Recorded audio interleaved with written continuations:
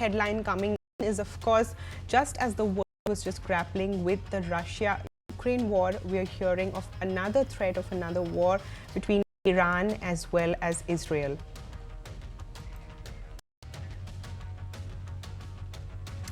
Tensions between Israel and Iran are hitting a crescendo, with the United States now trying to intervene in an attempt to defuse it from further escalating. US President Joe Biden has warned Iran against the attack on Israel. While sounding the alarm that the attack may be imminent, he said that he expects an attack sooner rather than later. Biden has also said that the US is devoted to defending Israel. Yesterday, a report by Wall Street Journal also quoted American intelligence officials saying that Iran could launch an attack on Israel in the next 24 to 48 hours. However, Iran has issued a counter warning and said that if America defends Israel, then US troops in the region will be attacked. Meanwhile, Israel has said that it has prepared plans to respond to a possible Iranian attack. The tensions have mounted after an airstrike killed 2 Iranian generals in the Syrian capital of Damascus last week. Even as Israel did not confirm its involvement, Iran has blamed Israel for the airstrike and vowed revenge. Listen into what US President Joe Biden had to say during a press briefing. We are devoted to the defense of Israel. We will support Israel. We will help to defend Israel, and Iran will not succeed. Thank you very much.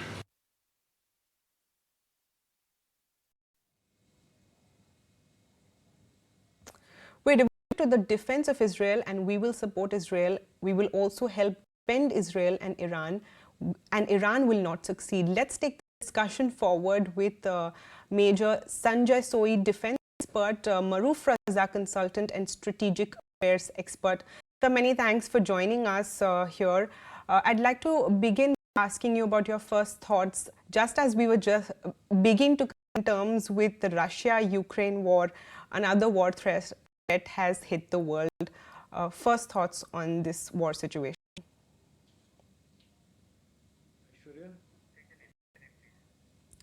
Mr. Maroof, please take it ahead. It's for me. Okay. You didn't come out very clearly whether it was for me. First, we got to understand the constants which are there in Middle East geopolitics. One is that Israel is a state which was created by a large British and American initiative, but it has always used threats like that from Iran and others to justify its existence. And Mr. Netanyahu sees himself as a wartime prime minister. So once the Gaza attack came in, some critics even said that he needed that shot in his arm when he was battling for political survival at home. And then he went gung-ho completely over the Gaza population. And I think there was no rationale in the kind of size of escalation that Israel took on. Second thing was that everyone was expecting sooner or later Israel and Iran would be in a conflict mode. This has been predicted many times over the last 2 decades, but I don't think still it could spill over into a conflict mode. Announcements by political leaders is one thing, but an attack on an embassy or a building or something is a totally different thing. The third thing is the next conflict spot the world is going to look at is China-Taiwan. Now, having brought out America, China, Taiwan, you spoke about Ukraine. Let me tell you, America and Russia have both benefited from the war in Ukraine. War gives them money for arms production, and that's how much of their economies run. And all the other fancy technology that comes under the name of, made here, made there, basically comes from the profits they make from war. Russia was going to pay off its debts by 2024. So I think it should have paid off its debts. So all the more incentive for Russia to look for a mediation and to have peace there. Now, in the Arab-Israeli conflict, that is the Israel versus Iran. Iran's not really Arab. The issue about India mediating there is a no-winner. Because India is a good friend of Israel. Mr. Modi's relations with Mr. Netanyahu have been good and solid for years. India is also very good friends with Iran. And India has the second largest population of Shia Muslims outside of Iran anywhere in the world. So there is a respect for the way India conducts itself. As far as we see it, my only problem area, if there is a conflict-like situation or escalation, oil prices will be hit. So oil prices right now at about $80, $90 a barrel. We could be looking at 120, 140 because obviously ship transit will stop, just like piracy had caused a bit of panic. So these are the 4 or 5 important issues. Back to you. Thank you very much. Mr. Sanjay, I would just like to ask you would like to know your thoughts as well.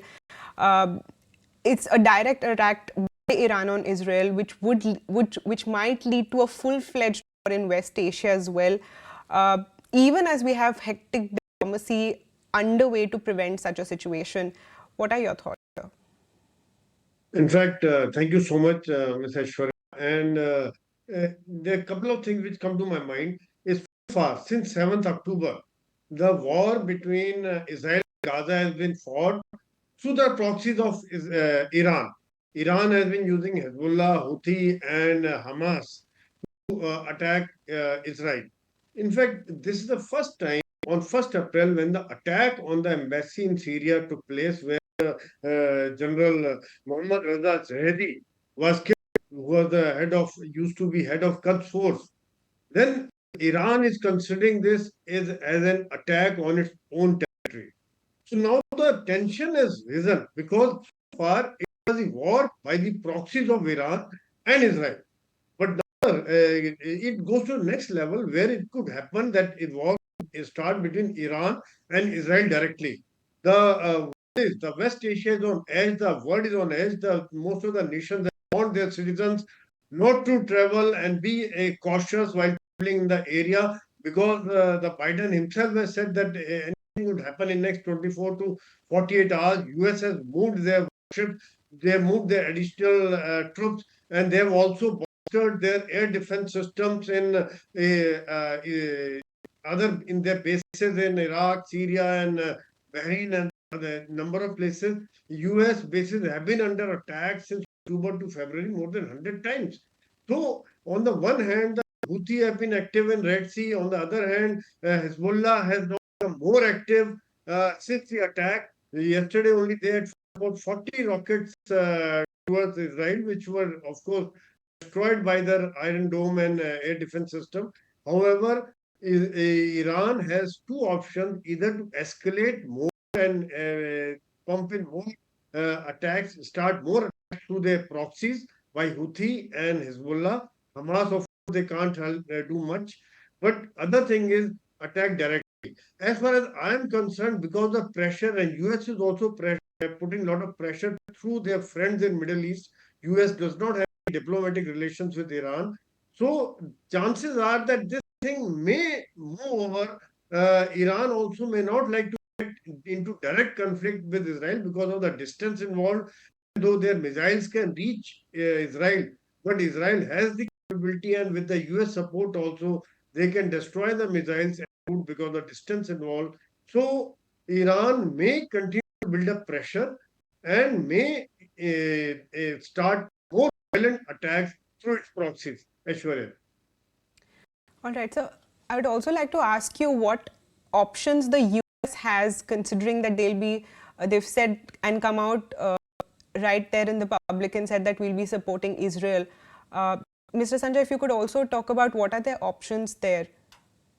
Yes, in fact, what as per the report, US have already moved additional warships. They have positioned their warships in a manner so that they can intercept any missile or any attack towards Israel. Second thing, they have promised Israel that we will protect you, will defend you, under no circumstances in spite of the US differences now with the ongoing operations in Gaza. But as far as Iran is concerned, US made it very clear that they will protect Israel by all means. They have already bolstered their air defense system in their bases. They have a number of bases in Syria, Iraq, and Bahrain, Qatar, all these places, they have their bases. They have put them on alert.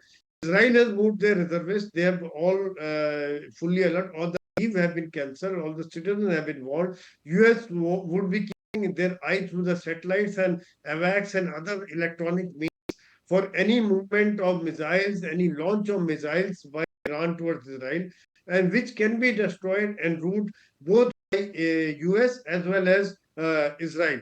As far as US is concerned, so far, in spite of the attacks on their bases in different places in Syria and Iraq in the recent past, US has not gone into the direct conflict with Iran, in spite of knowing fully well that all these attacks were supported by Iran. They have also responded by attacking their bases in the Syria and Iraq. So US may continue to support Israel, and in case of any missile attack, US will definitely do the defensive measure and deploy missiles or attacking forces en route. However, they may not attack, US may not attack Iran directly as of now, which my assessment says. Aishwarya. Thank you so much for that, sir. Mr. Maroof, I'd like to come to you. You've already highlighted the fact that crude might see a lot of volatility going forward when the markets open on Monday. But in terms of India perspective, what kind of an impact will it have? Expatriates, of course, there. And in terms of the relations between India and these other parties as well, how can we play a role in sort of diffusing this crisis? Okay, there are 3 or 4 points. I mean, they are essentials, and that helps you build up in the rest of the argument. The good general has explained in great detail. So he's a good sort of solid student of West Asian studies, I assume. Now, the fact is that people should not rule out the China factor. Why? Because China wants to be a global player. China is the one who's got Iran, Saudi Arabia, and Israel to sit on the table and talk. America is losing its sheen.